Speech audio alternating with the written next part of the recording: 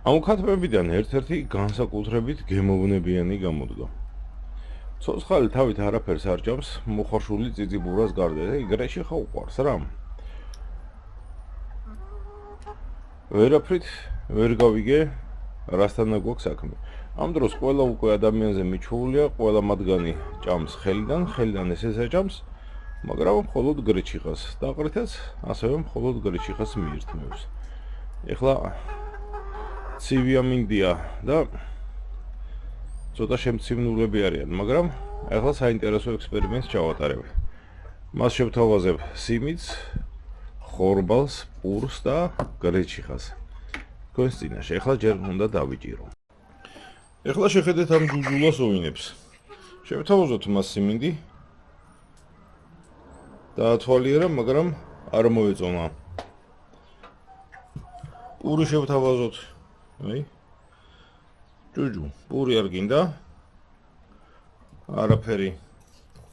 აი, ხორბალი. ხორბალს აი თუ ძალიან მოშივდა, მერე შეჭამს. საჭმლის ნარჩენებს შევთავაზებ, მაგრამ არავითარი რეაქცია. აი ახლა ვცადოთ გრეჩიხა. აჰა, მაშინვე დაუწყო ჭამა. მიუხედავად იმისა, რომ დისკომფორტს განიცდის, რომ ხელში მყავს აყვანილი, აი წიწიბურას სიამოვნებით მიირთმევს. და იმდენად უყვარს, ეს ახლა რო დავსვა, ხო არსად არ გაიქცევა.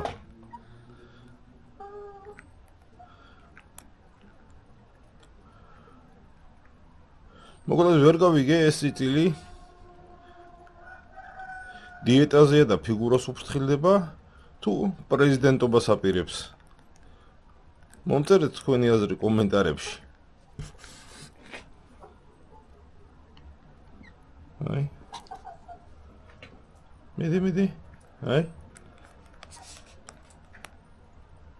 ხედავს ხომ?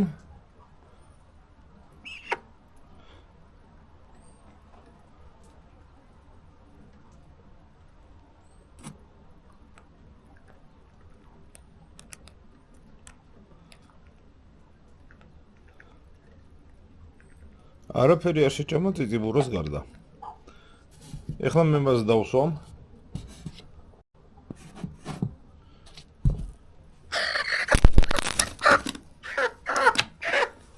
ცოტა გაშვება პრობლემურია, სპეციალურად არა.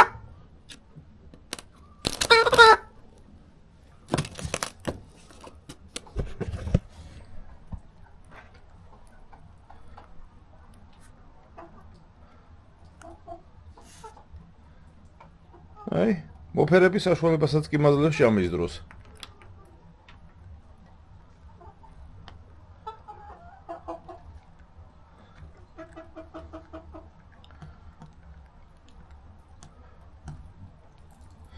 მოკლედ, წიწიბურას სარგებლობის